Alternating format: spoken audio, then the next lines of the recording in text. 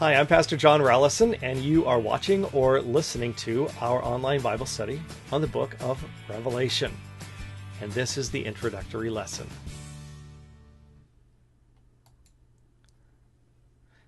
Welcome. I am glad you're here. Revelation's a very interesting book, pretty unusual. You don't find this type of writing in too many other places in the Bible except Ezekiel and Daniel. So if you've never studied Ezekiel, Daniel, or Revelation before, you're really in for a mind-opening look at the Bible. And if you have, I still hope to be able to provide you some new wisdom and insight into this interesting book. A couple of pieces of front matter to get out of the way right as we begin the course. My contact information is john@journeyoflife.org. It's JOHN at journeyoflife.org. No spaces, dashes, underscores, or anything like that. I'm recording these following each live lesson during the fall of 2017. And if you are following along online, I want to encourage you to email me with whatever your questions or comments are, because I might want to fold those into the subsequent lessons during the fall of 2017. Of course, if you are watching this later than the fall of 2017, I won't be able to fold your questions in, at least not until there's like a redo of this Bible study, if that ever happens. But I still certainly want to offer you to email me, john@journeyoflife.org, with whatever questions you do have, and I'll attempt to answer them to the best of my ability. One more legal thing to get out of the way. Unless otherwise indicated, all scripture quotations are from the ESV Bible, that is, the Holy Bible, English Standard Version, copyright 2001 by Crossway Publishing, a ministry of Good News Publishers, used by permission, all rights reserved. Now we are legal. So again, I want to say welcome and glad you're here. If you are getting started with us, then you'll want to know that both a handout and the teaching notes are available for you if you want them. The handout looks like this. It's just a 2-page thing. It's got some fill in the blanks, and on the back side of this particular one, there's a map and a chart. And so you might want to just download that 2-page handout to go through this and just kind of track with you. If you really want, though, you can get my whole teaching notes. I'll be glad to let you see those for whatever they're worth. For this particular lesson, it's probably, I think it's about 12 pages or so. Whatever it is, it's all the detail that goes into that. And I'm not sure how exactly close each lesson will track with those teaching notes, because, once you start teaching, you kind of go off on different places and stuff. But you can get those on our website, journeyoflife.org. 2 ways you can get it. Just go to journeyoflife.org/course/Revelation, or at the top, there's a worship and teaching tab. And if there isn't now, there will be very shortly a menu option that says courses. And then you go under courses and choose Revelation, and you can get that handout and or teaching notes if you want under there. If you're not actually watching that there right now, which you might be. Second thing is, if you want to support us and say thank you in a little financial way, we'd certainly want to offer you the opportunity to do that too. It's not necessary at all. We're glad to offer these teachings for anybody who wants them at no cost at all. But if you want to say thank you in a material way, journeyoflife.org/donate is the place to do it. And I will tell you, even $1 or $2 is like really, really encouraging, because then I know I'm like, people are appreciating this, right? In a way beyond just, oh, that's nice. So let me now, I'm going to take a moment and take my ugly mug off the screen here, so you're not looking at me forever. And I think I did it. Did I do it? Yes, I did. Okay, so now we're moving on. The first thing I want to tell you about is my teaching style.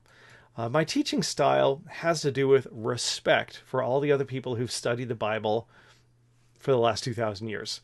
Christians of deep learning and goodwill have been studying Revelation and the entire Bible for almost 2,000 years, and they've arrived at different conclusions. And I'm a reasonably smart guy, but I'm not like the smartest guy in the world, and I'm certainly not the most well-read guy in the world.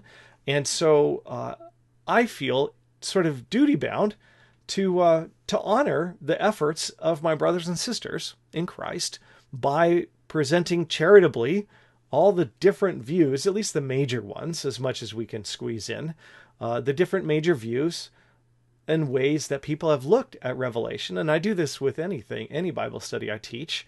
And I want to offer you how they arrived at those views before I tell you what I actually have come to conclude for myself and why I've arrived at it that way. And so that makes the teaching of this course a little more complicated, because we're going to say there's this, but then there's this, but then there's this, and then I'll tell you, but this is which way I fall and why. So, that being said, we are going to begin right now. And the first thing that you need to know is that there are many types of writing in the Bible. Historical narrative is where you're just telling what happened. Wisdom literature is like Proverbs, the wise man, blah, blah, blah. There's Psalms and poetry of several types. There's legal codes. That's like Leviticus, where it tells you do this and don't do that and all that stuff. There is epistolary, which is letters, which is, Galatians, Ephesians, Philippians, Colossians, etc., to the saints at this city or whatever. There's parables, earthly stories with heavenly meanings, those illustrative stories that Jesus and other people tell. And there's apocalyptic, which is what we're going to do here. So the book of Revelation is mostly written in the genre called apocalyptic. And this is the first blank. You'll see if you're watching at the bottom there, it says number 5, fill in the blank. So it tells you exactly where you like to write this, because some people like apocalyptic. Some people like to follow along and fill in the blanks. So we're going to fill in the blanks together. So the book of Revelation is written in this genre called apocalyptic. And we're going to get back to what apocalyptic is in a moment, but we're going to go on to the next blank first. It is blank important to be aware of a writing's genre when trying to read and interpret it appropriately. The answer to that is it is very important to be aware of the writing's genre when you're trying to read it and interpret it appropriately. And I'm just going to illustrate that for you really quick. There's a verse in Isaiah 55, verse 12, that says, "The mountains and hills before you shall break forth into singing, and all the trees of the field shall clap their hands." Now, what kind of writing is this? Let's just say we're going to interpret it like it's historical narrative, okay? So what are we going to do with something that we think is history? Well, that's very interesting, this thing. And so we're going to send out an expedition, and we're going to look for mountains and hills that are singing, or at least evidence that at some point they sang. And we're going to look for trees that can clap their hands, or at least evidence that they used to clap their hands, right? And this is silly, right? Because this is called poetry. And we just do not read poetry the same way that we read historical narrative. This is obviously some sort of metaphor. It's about the earth that proclaims the glory of God to us. And in fact, when we look at the beauty of the earth, it kind of sets our souls singing, really. I mean, that's what's going on, is not the mountains are singing. The mountains kind of make us sing, and the beauty of the trees in the field, lift us up in praise to God and do that to our souls. So that's what poetry does, and we don't read it literally.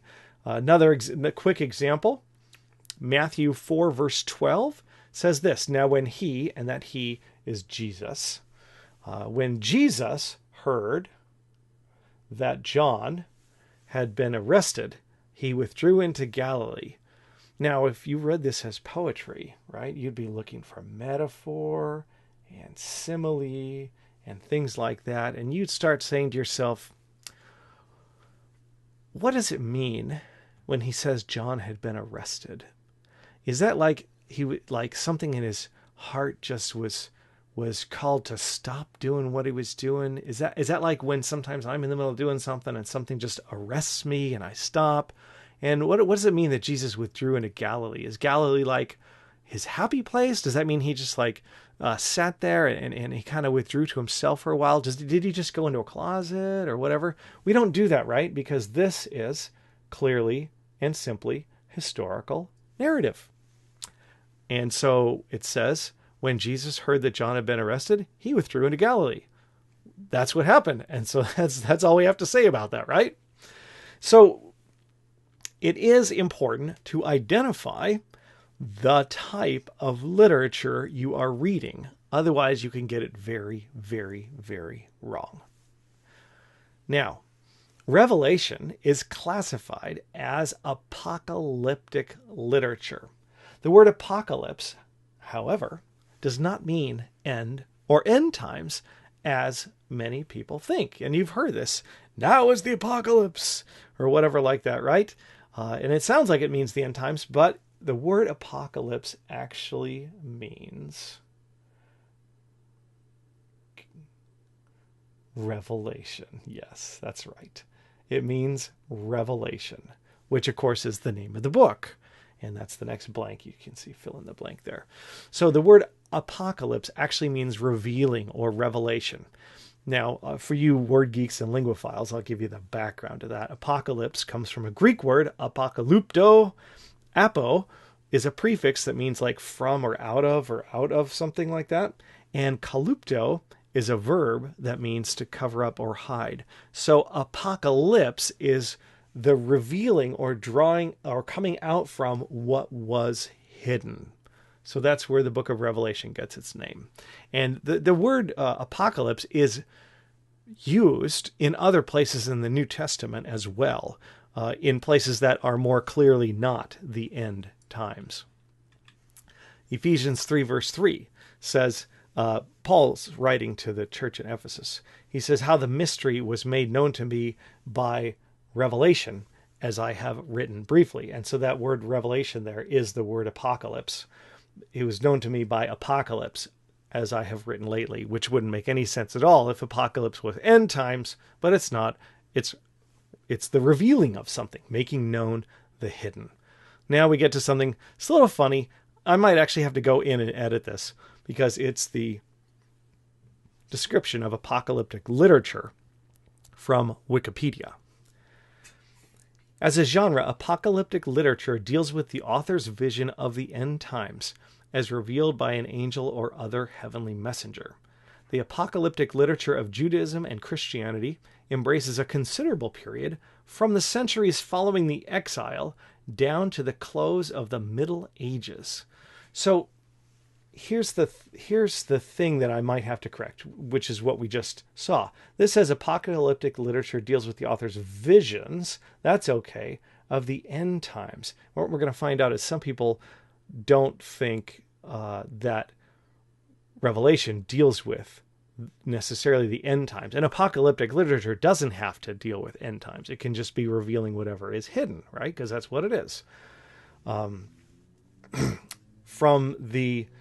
Just to give you the time period, there's a lot of apocalyptic literature, and it started around 400 BC, and then went through that intertestamental period after the prophet Malachi, before the next thing that happened was the birth of the Messiah. Well, John the Baptist, really. And then people kept writing this kind of stuff all the way down through the Middle Ages, this apocalyptic literature. So, to get this word apocalypse, we really want to get that cemented in our head, as apocalypse is the revealing of things, not the end of time. So let's put Revelation, I'm going to put Revelation 1, verse 1 to you here, and we're going to substitute the word apocalypse for revelation. This is the apocalypse of Jesus Christ, which God gave him to show his servants the things that must soon take place. And so if apocalypse was end, it would be the end of Jesus Christ, and that wouldn't be really, that's just not what we would be writing about, because we don't think that's ever going to happen, because he's the second person of the Trinity, blah, blah, blah. We don't need to go any further on that. So apocalypse is the revealing of things. Now, there's a couple other words that are part of this sort of general conversation about the end times and the book of Revelation and things like that. And I want to give you those words because we're going to need those words fairly early on, because we are going to want to use those to define some of the major broad brushstrokes way of looking at the book of Revelation. Different ways of looking at Revelation. So we're going to need these words, and that's why I'm putting them in here right up front. The first one is the word millennium. And that's another fill in the blank. And a millennium is, you probably already just know this in general, is 1,000 years. 1,000 years is a millennium. And it comes mostly from the 20th chapter of Revelation, which I have heard called the most disputed chapter of the entire Bible. So, it should be fun when we get there, eh? Revelation chapter 20, verses 1 to 3. Then I saw an angel coming down from heaven, holding in his hand the key to the bottomless pit and a great chain. And he seized the dragon, that ancient serpent who is the devil and Satan, and bound him for 1,000 years, and threw him into the pit, and shut it and sealed it over him, so that he might not deceive the nations any longer until the 1,000 years were ended. And after that, he must be released for a while. And then we're going to find out that Jesus is reigning during these 1,000 years and stuff like that. So that's where that 1,000 years comes from. The 1,000 years where Jesus is reigning and the Satan is thrown into the pit and locked in there. So that's the millennium. Now you need one other word besides the millennium, and then we'll be able to sort of categorize the different views of Revelation. The other word you need is probably a word you've heard before. It's the word rapture. And I'm not going to, this is another fill in the blank, but you could see I already filled it in because I'm not going to take the time to write the whole thing in. The word rapture refers to the idea that Jesus' disciples will be supernaturally taken from the world. And this is going to happen before or after the millennium, in that view, as we will see in a minute. So rapture, let me give you raptures as described by Wikipedia. In Christian eschatology, eschatology, by the way, means the study of the end times. The eschaton is the end. The rapture refers to the controversial predicted end time event when all Christian believers, living and the resurrected dead, will rise into the sky and join Jesus for eternity. So that's what the rapture is, and there's been movies about it, like the Left Behind series and stuff. And it's where people just disappear. Like all of Jesus' followers are suddenly gone from the earth. Where does someone get this idea? Well, I want to give you where that idea comes from. I personally don't buy into it as an interpretation of these verses and how they fit into the rest of the biblical narrative. But I also want to honor the people who do believe it because they didn't make it up out of whole cloth. They drew it from somewhere, even if I don't agree with the way they interpreted the scriptures they use. So, 1 Thessalonians 4:16-17, talking about the end. The Lord himself will descend from heaven with a cry of command, with the voice of an archangel, and the sound of the trumpet of God. And the dead in Christ will rise first, and then we who are alive, who are left, will be caught up together with them in the clouds to meet the Lord in the air. So we will always be with the Lord. This is not a Bible study on Thessalonians, so I'm not going to go there, but you can see what's written there and why some people might believe the literality of what Paul is writing to the Thessalonian Christians. Luke, this is Jesus talking. He says at that time, I tell you, in that night, there will be two in one bed. One will be taken and the other left. There will be two women grinding together, and one will be taken and the other left. And so that's the picture. If you fold these two verses together, right, you have two people who are together, right? And then all of a sudden, one is like, whoop, and they're gone. And that is what some people see who take these verses in a literal, I would say literalistic way. That's what people say is the rapture. So we have the millennium, the 1,000-year reign of Christ. Satan's chained. And then we have the rapture. Now, we're going to look at three millennial views. And what I'm doing here for this and the next couple of slides, for those of you who are watching, is I'm giving you some boxes in which to put the things we study. These are going to be the different ways that people have viewed Revelation down through the years. So, in terms of this millennium, we've got two words, premillennial and postmillennial. And what that has to do with is when the rapture occurs, for those who believe in a literal rapture. So for premillennialists, they believe there's going to be a literal 1,000-year reign of Christ, and that the Christians, including the Christians who have died, will be raptured prior to the millennial reign. So they're premillennial. The postmillennialists believe that there will be a literal 1,000-year reign of Christ, and that Christians, including the dead, will be raptured after this 1,000-year millennial reign. The amillennialists believe there's not going to be a literal 1,000-year reign of Christ. And they also don't believe in a literal rapture either. The Lutheran Church, on the whole, teaches an amillennial point of view. So, moving along, we have pre, post, and amillennial. Now we're going to read a bunch of things, descriptions, possible descriptions of events. And there are different ideas about when those events happen. And I want to give you kind of the 4 big categories of the way people view the events depicted in the symbolic language of Revelation. One view, by the way, the millennial thing, the pre and post millennial thing, that's fairly recent, like 1800s on. Just to throw that into your hopper. I'll keep throwing things into your hopper for the next however many weeks it takes to get through Revelation.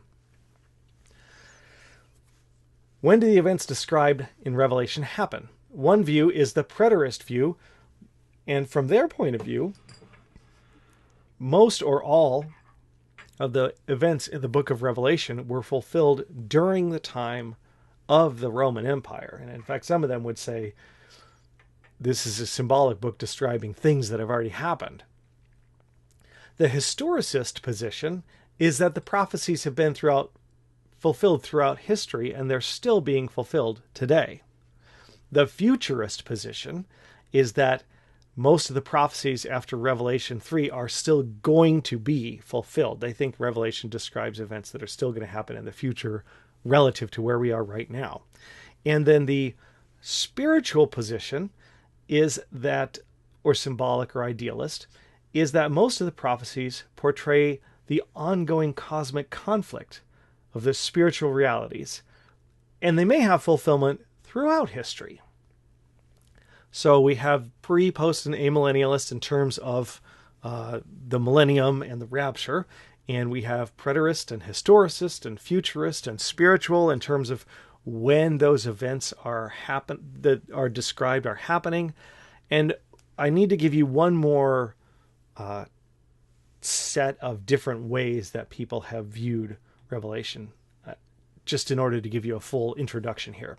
So we're going to read through this book, and we're going to see things happen in sevens. There's going to be 7 of this, and then there's going to be 7 of that.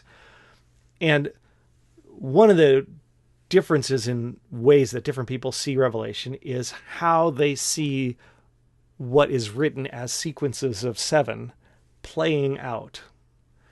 Some people are linear. They believe that these things describe events that are going to happen in the order they're read. We got 7 of the trumpets and 7 bowls of wrath and things like that. Some people see this as more, they call it cyclical, meaning that these sets of 7 things all actually describe the same events happening in order, but they describe the same events happening in order from 3 different perspectives, 3 different ways of looking at it, kind of thing. And then others look at these sequences of 7 and they sort of throw out the idea of sequencing altogether. I think for them, the 7s kind of describe the same things, but they just describe 7 types of things that are going on rather than a sequence. Like, it's not that 2 has to happen after 1 and 5 has to happen after 4. It's that there are these 7 things and they happen, and John recorded them in a sequence, but that's part of the apocalypticness of the literature.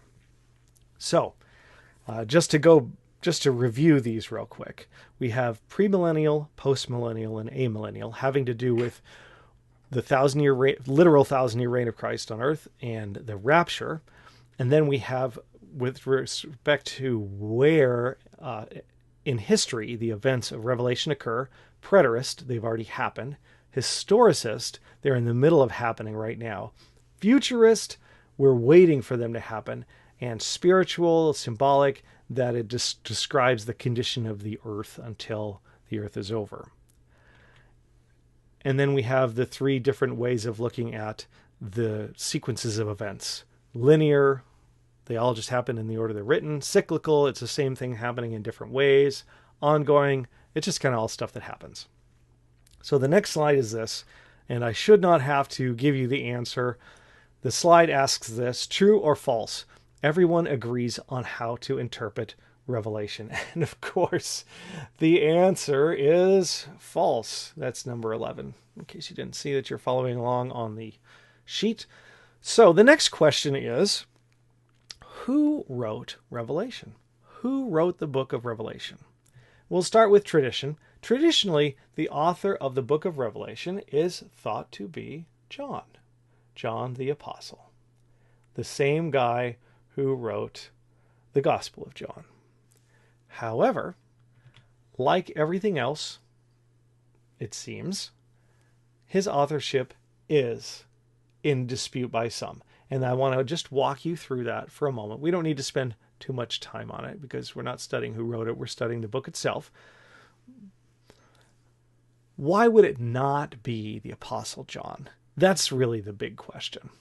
Because as we'll see in a moment, John identifies himself. The author identifies himself as John. Excuse me.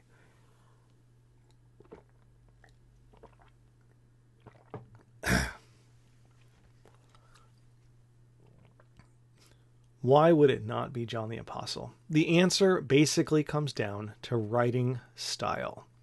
People do a thing called forensic linguistics. And forensic linguistics has to do with analyzing the way somebody writes and using that almost like a fingerprint. And evidently, this is a pretty exacting kind of science, more accurate than you might think. When they do forensic linguistics, they look at average sentence length, the way they use adverbs and adjectives, how often they use conjunctions and what kind of conjunctions they like to use, what kind of punctuation they like to use, whether or not they like more compound or simple sentences, the general vocabulary they use and everything. And they're pretty good at identifying who wrote what. And there have been instances where people have published books anonymously, and then some professor somewhere does forensic linguistics on it and identifies who that anonymous author is based on previously published work that he ran through his computer system looking for similarities in all these different things. So people who study this say that there are differences in the Greek of Revelation and the Gospel of John and the epistles that indicate that it is not John the Apostle who wrote it. Here is a little snippet from the New Bible Dictionary. The Greek is, in many respects, unlike that of the other Johannine writings. That means writings by John. It's so unusual and sometimes shows such scant respect for the rules of Greek grammar that it is felt that it cannot come from the same pen as do the Gospels and the epistles. So that's why people think John didn't write it. And I'll show you in a moment that not everybody has always... It's not just the people since the Enlightenment that have questioned whether John wrote it. The authorship was in dispute a little bit in the early church too. But let's go to the first couple of verses of Revelation where John identifies himself. Let me read these to you. Revelation chapter 1, verses 1 to 2. The revelation of Jesus Christ, which God gave him to show to his servants the things that must soon take place. he made it known by sending his angel to his servant John, who bore witness to the word of God and to the testimony of Jesus Christ. So that's where whoever wrote it identifies themselves as John. I'm going to tell you why I think that it is the same John who wrote the gospel. First of all, it just says John. So John is one of the 12, and by the time this is written, which we'll get to, is probably the only apostle, may be the only apostle still alive. If somebody else named John is writing it, other than John the apostle, he would probably feel compelled to identify himself in some way. This is John from Galatia, or John, son of Demetrius, or, whatever like that, because he wouldn't want to be confused with John the Apostle, because John the Apostle would be just like the John by now. And he wouldn't need any other, he's the only living apostle, right? It's like Elvis. You don't need to say Elvis. I'm Elvis from Memphis, right? I mean, you just don't need it, right? It's just Elvis. So he's just John. So that's the first thing. A couple more things in here is that here it says he bore witness to the word of God and to the testimony of Jesus Christ, even to all that he saw. So in there's two things, at least, that, to my mind, point us to the author of the Gospel of John being the same person. The first is this idea of witness and all that he saw. So the writer is an eyewitness, somebody who saw Jesus. So that pretty much narrows it down to John the Apostle, or somebody, it could be somebody else who's hanging with Jesus, right? But now it's an eyewitness of Jesus who is willing to call himself John and not mention that he's not actually John the Apostle. So it starts to get a little dicey, like trying to say it wasn't John. The second thing is this phrase right here. It says he bore witness to the word of God. And this is a Johnism right here. If you have looked at the first chapter of John, you will know that John begins with the word logos. In the beginning was the Word, and the Word was with God, and the Word was God. That's the word there is logos. And then in John chapter 1, verse 14, he says the Word became flesh and dwelt among us. That is the logos became flesh. So that is a particular way that John, the apostle, the writer of the Gospel of John, refers to Jesus as the logos of God. So he, at the beginning of Revelation, says he's a witness to the logos of God. And that, to me, is very, very strong evidence that John is the author. John the Apostle is also the author of this. So, also, the idea that there are, they call them Semiticisms or Hebraicisms. It's where somebody thinks in Hebrew but has to write in Greek. And you've probably, if you speak multiple languages, you have done this. You've thought thoughts in your native language, and then you've spoken them out in another language, but they kind of come out with the grammar and word choice that's native to your native language. That happens in Greek too. And it happens both in the Gospel of John and in Revelation, even though the ones in Revelation are a little bit more dramatic, as I read from that quote back there about almost not even, it's barely Greek at some points, evidently. So all these things to me point to the idea that John, the apostle, is in fact the author of Revelation. Why would there be the difference then? That's the last thing we have to answer. Why would there be the difference? And I think the answer, for me anyways, that is quite satisfactory has several points. One is just he's older, quite a bit older probably by this time. But that's not the primary one. The primary answer, I think, is the kind of writing.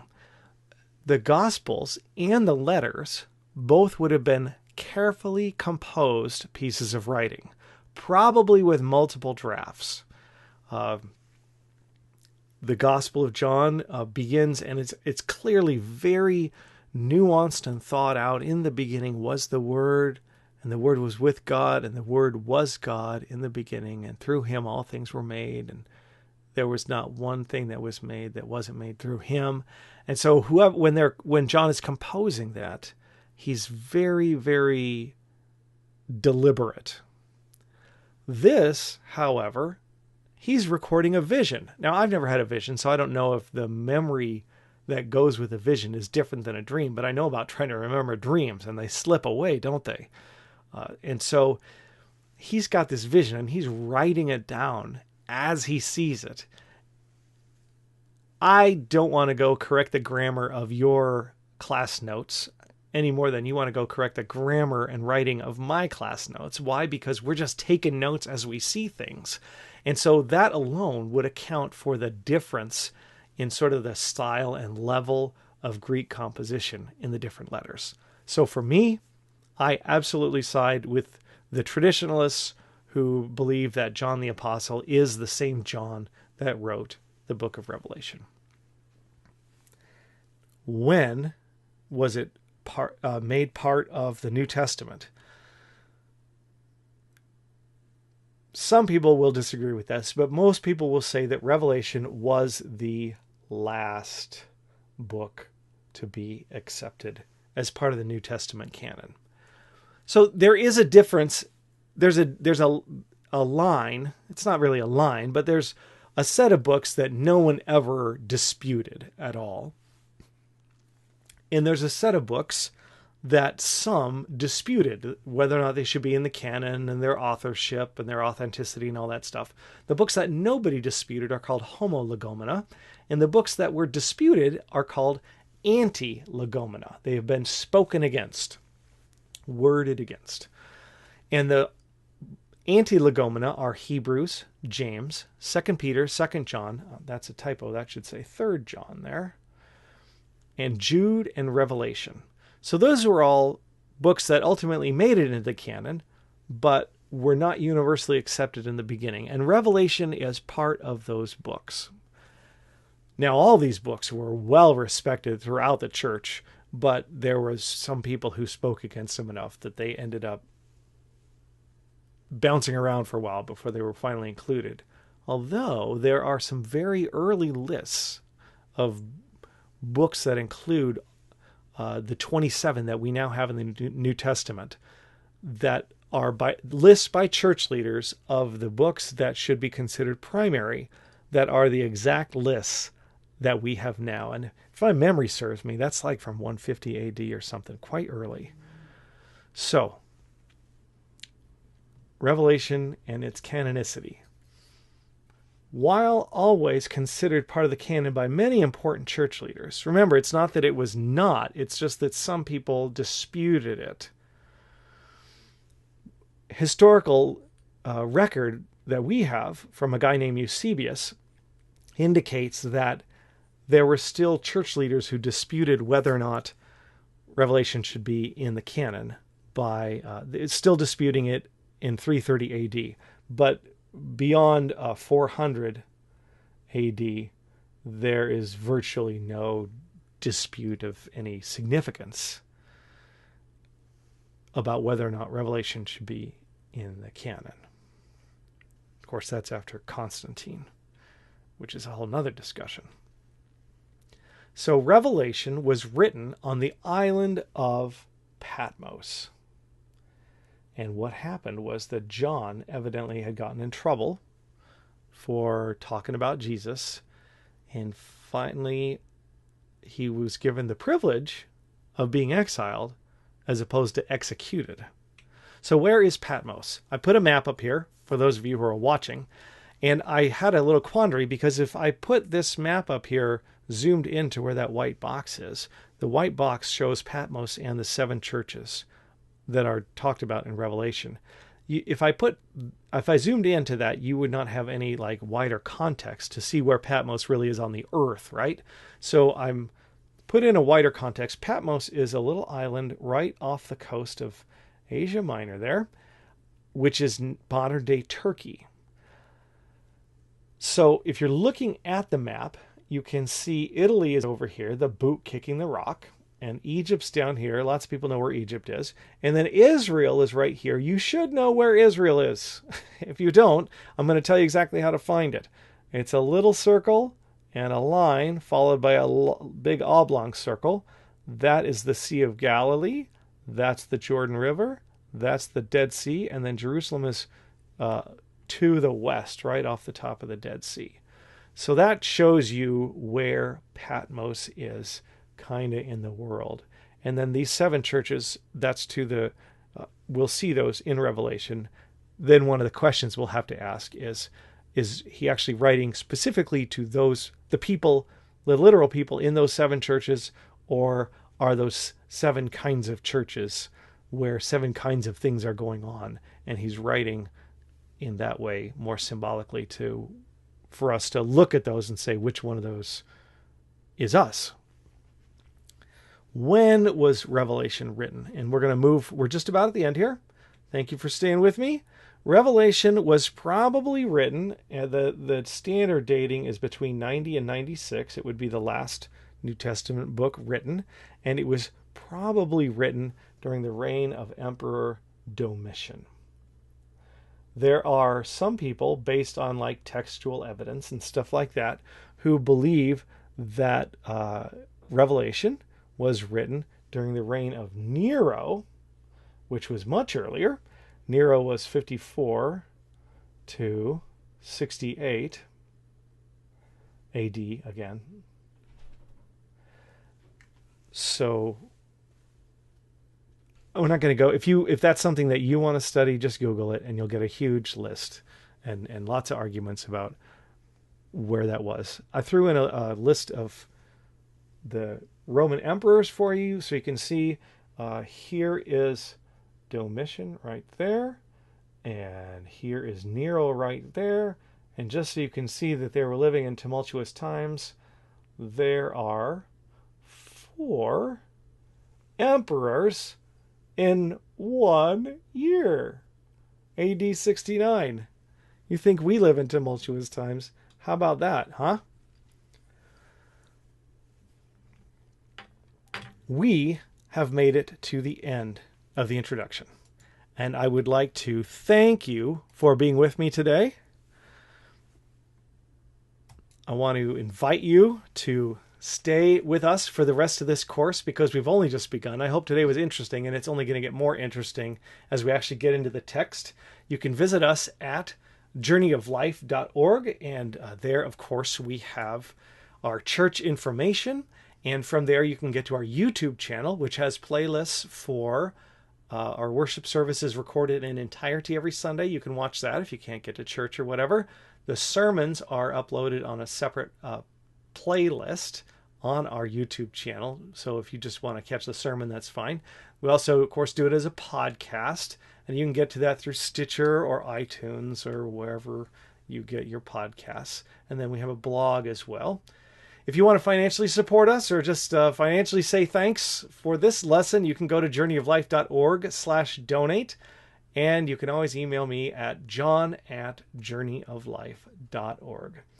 And until next time, thank you for watching, and bye for now.